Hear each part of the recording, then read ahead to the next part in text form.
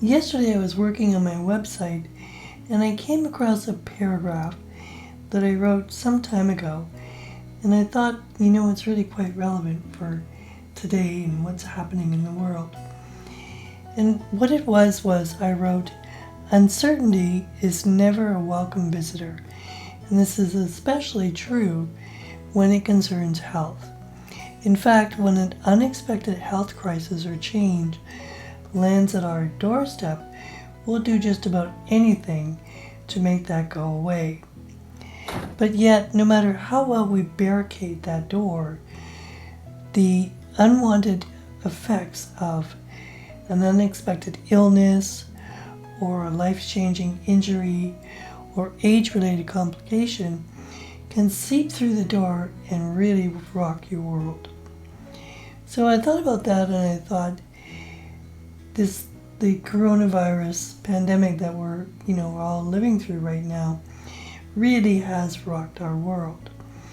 And in many ways, I consider the idea that for many of you that are self-isolating and not able to go to work or go to the park or do any of the activities that you usually do, you're kind of having a taste of what it's like to live in a world that is inaccessible for many of us due to disability, for example.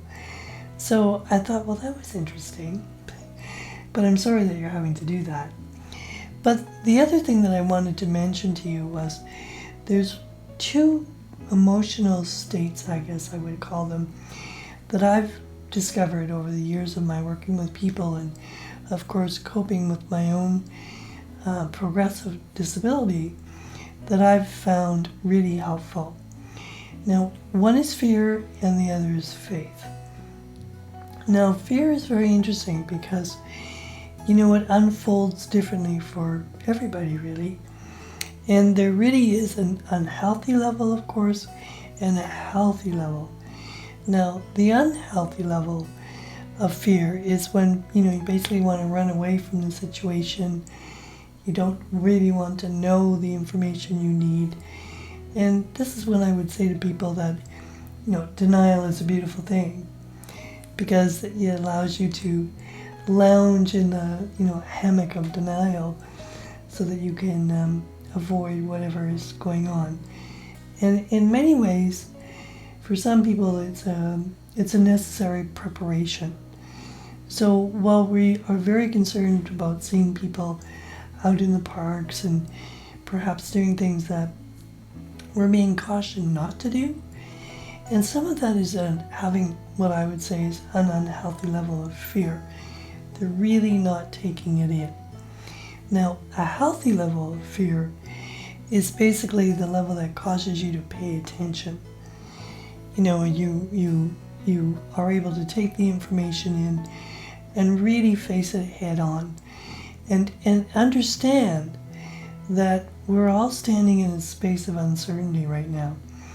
And that's the way it feels when you have an unexpected illness or a life-changing injury like a motor vehicle accident, for example. This is when you really are faced with such a deep, profound level of uncertainty. And, a healthy level of fear where that's concerned is being able to sort of zero in and find that little piece that you can perhaps control and have some level of, impact in the situation. So in the case of what we're dealing with, the healthy level of fear says, stay home, self-isolate, practice social distancing, take care of yourself, take care of your neighbors and your other loved ones. Just take care and be in the space of uncertainty, because that's where we need to be right now. And then that leads into faith.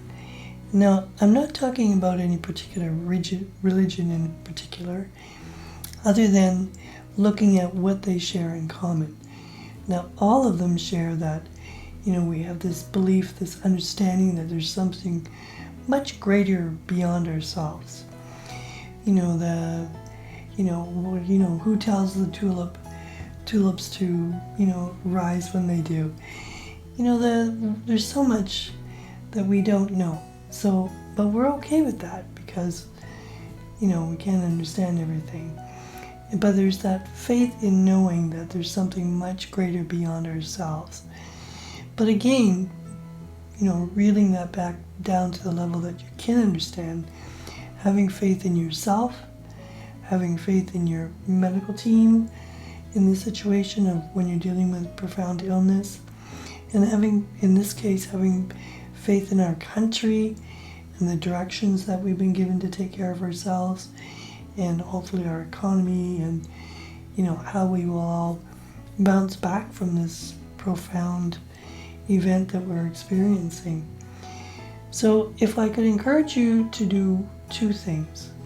One is to be okay in that, standing in that space of uncertainty and having that healthy level of fear, because that fear will help you to take care of yourself. And the other is to also remember to keep your faith. Have faith in the fact that there's something that, there's something so much greater than beyond ourselves. And if you really think about it, if nothing else, this pandemic has really brought home just how connected we all are. All across the world, we're all feeling this. All nations, all countries, it really brings home the connectedness between all of us. So I hope that you're practicing self-isolation and just taking the time to take care of yourself and manage your fear. That's all I wanted to say today.